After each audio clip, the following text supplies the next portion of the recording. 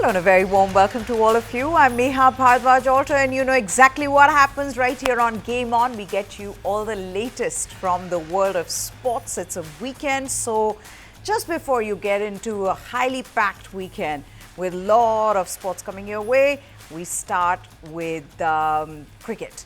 What should make or who should make it to the Indian squad for the Champions Trophy? What is the best squad for India? Who should be in the Indian teams as a first choice keeper, and what is the fitness status of some of the injured players?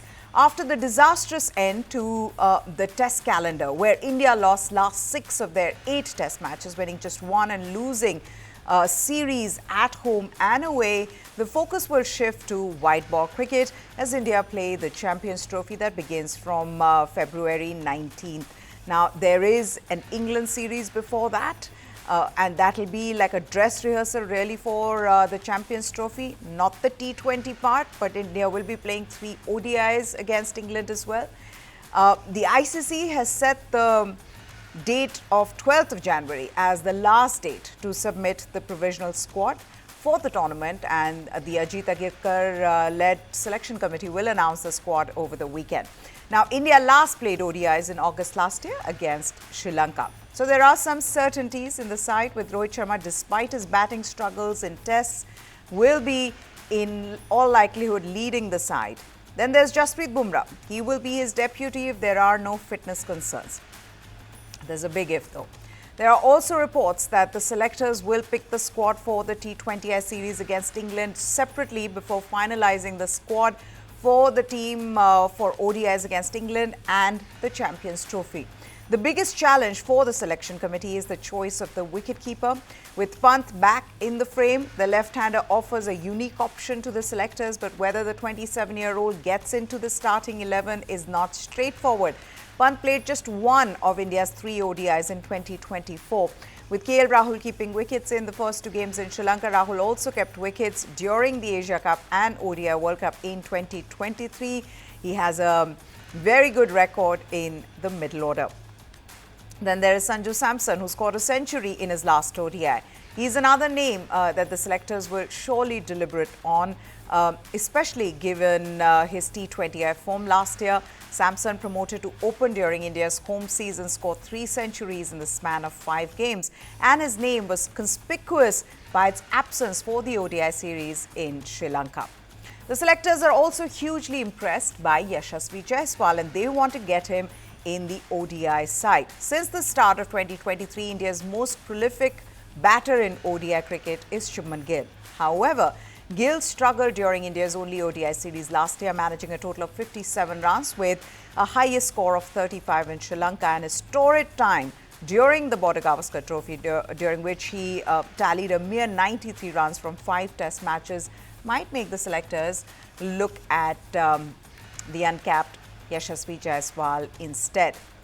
Now, Jaiswal, who turned 23 last month, finished his first tour of Australia with a total of 391 runs, including a score of 161 in the Perth Test and 2 scores in the 80s at the MCG. His aptitude, maturity and run scoring in the BGT impressed the cricket world, and Jaiswal has never been closer to a maiden ODI call-up. While he's not played a list A game since November 2022, a career average of nearly 54, 5 centuries in the format, including a double century at the age of 17, and Jaiswal's Test and T20I success in the past 18 months since his India debut all point to a young and aggressive opener capable of taking to ODI cricket like a fish to water. Then Shreyas Iyer, he's had a very good record at number 4 and had a superb ODI World Cup in 2023, but he did struggle in Sri Lanka last year, though I think he will find his name in that provisional squad. The one certainty in the middle order is the all-rounder Hardik Pandya, who proved his fitness and form when playing white ball cricket for Baroda recently. Beyond Pandya, at number 6, the selectors will have to choose 2 from the trio of Ravindra Jadeja, Akshar Patel and Washington Sundar, with Nitish Reddy also likely to be discussed during the selection meeting. Now, Jadeja's ODI performances over the past couple of years have dipped even though he played all through the last World Cup, and it could be that the selectors look at younger Akshar and Washington Sundar in place of Ravindra Jadeja. And then there is Kuldeep Yadav. Now, Kuldeep Yadav's fitness is not as certain. The selectors could go then for Jadeja, Akshar and Washington, given the nature of wickets in the UAE. But more likely is the selection of two of these three all-rounders and one specialist spinner. If there's no Kuldeep Yadav, then the spinner's role could go to Ravi Bishnoi also, who took 22 wickets for India in T20 cricket last year, or the uncapped Varun Chakravarti, who's in good form in Vijay Hazare Trophy. Regarding the pace attack, it is highly unlikely that Jasprit Bumrah will play the England series. The selectors have until the first week of February to make changes to the Champions Trophy squad, and they will hope that India's best pace bowler, in fact the world's best pace bowler, at least in Test cricket at the moment, is fit by then.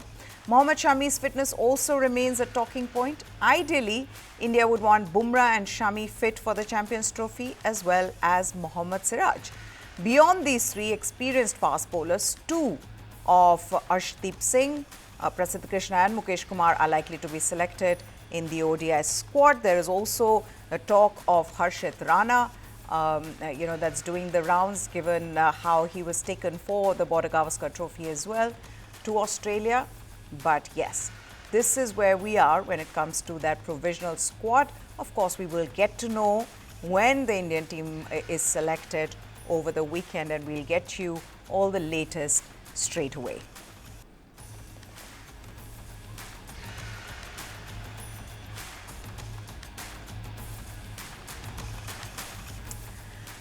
All right, let's move on to football now. And Jude Bellingham scored again to lead Real Madrid into the Spanish Super Cup final with a 3-0 win over Mallorca in Saudi Arabia late last night. The England midfielder, who led Madrid in scoring last season, started his campaign slowly but has netted 7 goals in his last 8 Spanish league games. Bellingham notched another goal in the 63rd minute of the Super Cup semi-final when he finally broke down a tough Mallorca defense that, until his goal, had imposed its defensive style on the star-studded Madrid. Bellingham blasted in the third shot in a row by Madrid after Rodrigo initially hit the post and goalkeeper Dominic Grief blocked a follow-up by Kylian Mbappe. Bellingham collected the rebound and slotted his shot from just outside the 6-yard box under the on-rushing Grief and past 3 defenders who were trying to protect the goal mouth. Madrid tacked on 2 goals late in stoppage time. Mallorca's Martin Valiant, he scored an own goal when he inadvertently turned a pass by Brahim Diaz into his net. Rodrigo then took Madrid's third. The match ended with a short scuffle after the final whistle before calm was restored. It started when Bellingham slapped the back of the neck of Mallorca defender Pablo Mafio, who had an intense duel with Vinicius Jr. during the game. Real Madrid will play Barcelona in the final on Sunday. Madrid lost Aurelien Tchouameni, a midfielder playing as a central defender, in the 54th after he took a hard knock to the head during a collision with a Mallorca player. Youth player Raul Asensio replaced him. Madrid were competing as last season's Spanish League champion, while Mallorca were invited as the runner-up in the Copa del Rey. The minor trophy has become a major cash maker for the federation and competing clubs since the federation struck a deal in 2019 to hold it in the Middle Eastern Kingdom.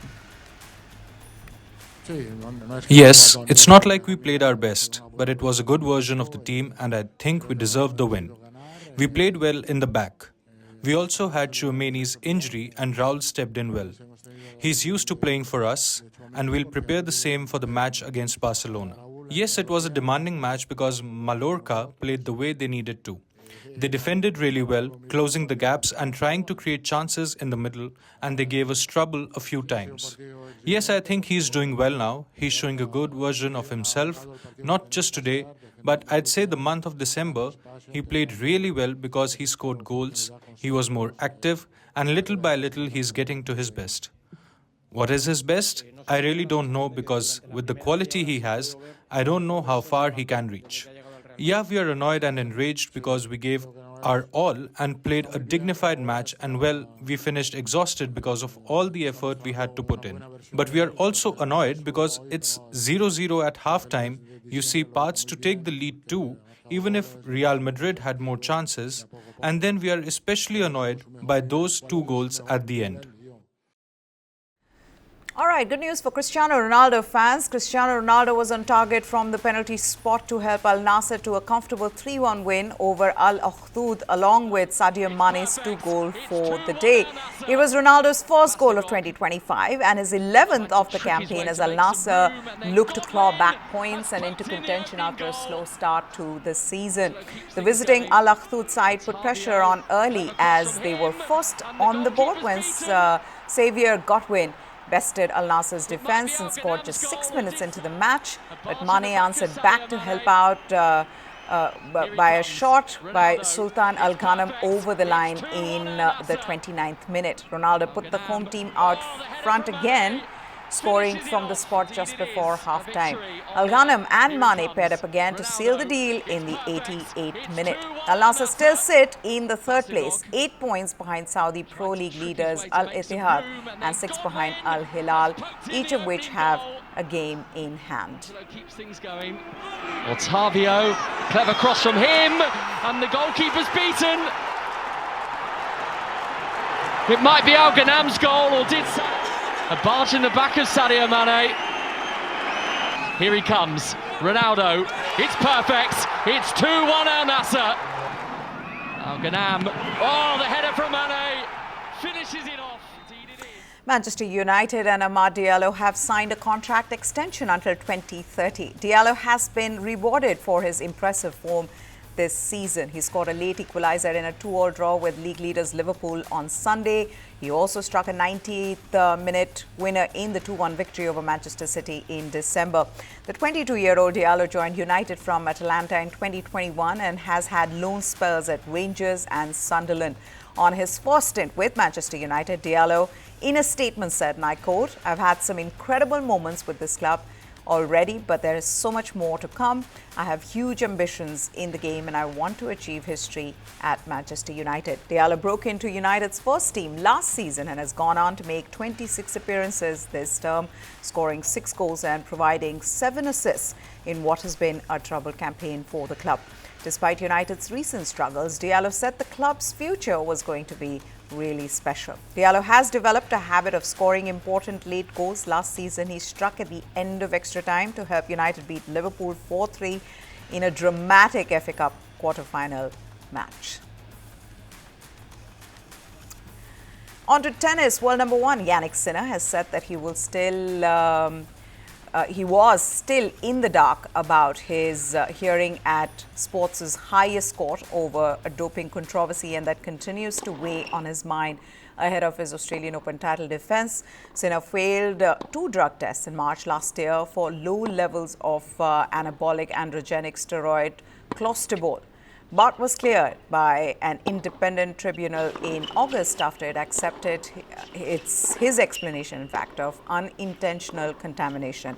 However, the World Anti-Doping Agency appealed that decision at the Court of Arbitration for Sport in September, leaving the Italian still facing the possibility of being banned for up to 2 years. Sinner did not allow the case to impact his game last season. The 23-year-old enjoyed his best ever on the tour and won his second Grand Slam trophy at the US Open. On a question about his CAS case status, Sinner told reporters at Melbourne Park there was little clarity about the proceedings. He also answered a question about how he will block the noise about that doping issue. Listen in.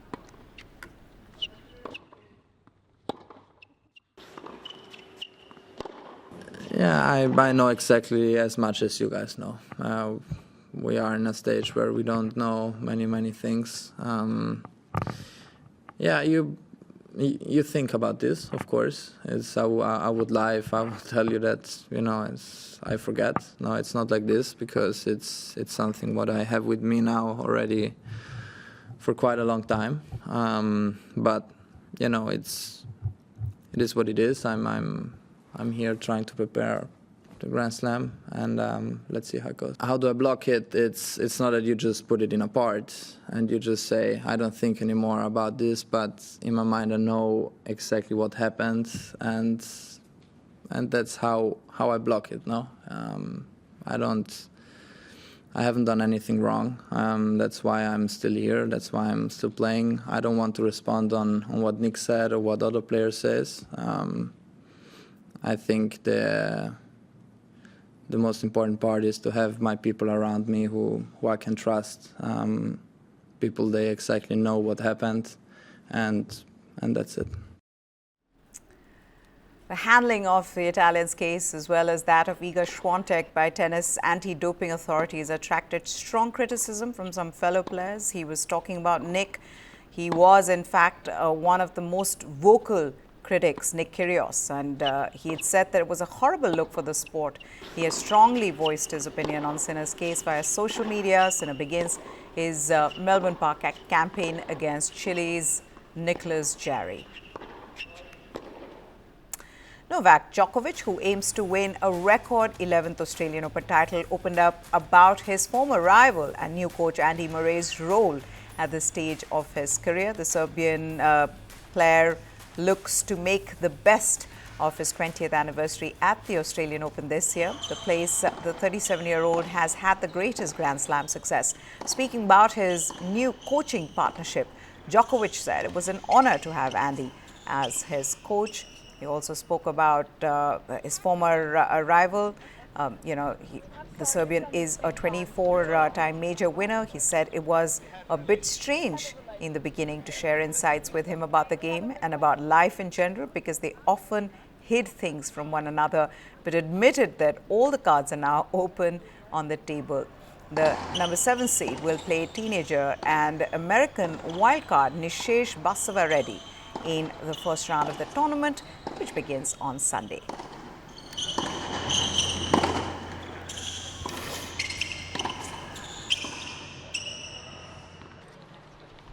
We're just still getting to know each other on the court. We spend 8 days in the preseason period, and now last 4 days here in Melbourne, and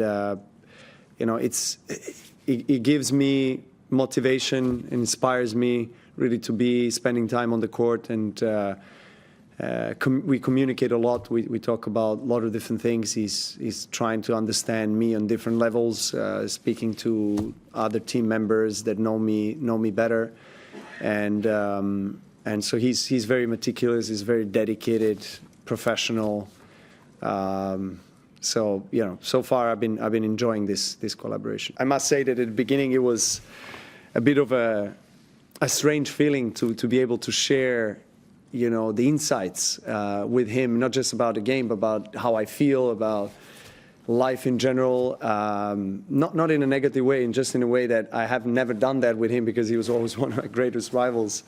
So we were always kind of hiding things from each other, but now it's all cards are open on the table, and that's what he demands, and I am 100% supportive of that kind of communication method where you share everything, and so because that's the best way for him to understand you and to actually help you in whatever way he can. In fact, Novak Djokovic has claimed that he was poisoned during detention as he was being deported from Australia because he did not take the COVID vaccination. He said that in that 5-day detention at that immigration facility, he blamed it on the food and said that when he was tested, there were high levels of lead and mercury in his body. That's a developing story. We'll get you all the latest on that as well, but we'll move on to the women's singles. Aryna Sabalenka, she will bid for a third Australian Open title in succession, as if she was going for her first, having dropped the defending champion mindset to great success last year. World number 1 is clear favourite to win again at Melbourne Park as the standout hardcourt player in the women's game, but she will try to shed that mental burden of defending the title and keeping things simple. Sabalenka drew a tough opening match against 2017 US Open champion Sloane Stephens and has 17-year-old Mira Andreeva and Zheng in her section. Sabalenka, however, said that she will not take any pressure and will take her title defense match by match. She also talked about what it feels like to have an opportunity to be among the tennis legends by winning 3 successive Australian Open titles.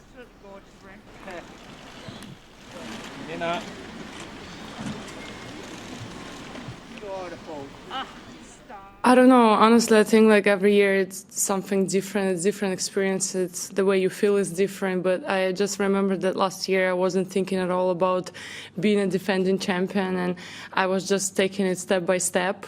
And I think that was the key basically. So this year I'm just gonna be the same. You know, I'll just try to take it step by step and do my best, and hopefully I'll be able to hold this beautiful trophy one more time. Like reading it every day, the tennis history, you know, it's enough tennis in my life. But of course, I know that I have possibility of joining legends, you know, by winning like 3 times in a row. But once again, you know, I don't want to overthink about that. All right, with that, we've come to the end of this, but I'm rooting for Novak Djokovic. If he can make it to the quarterfinals, as Sanya Mirza said, I think, you know, anyone who comes up against him, it's going to be a tough call. Of course, he is trying to extend his record of making it to 11 Australian Opens, and with that 25 Grand Slam titles, can he achieve it? Well, that's the big question. We leave you at that. Goodbye. Thanks for watching.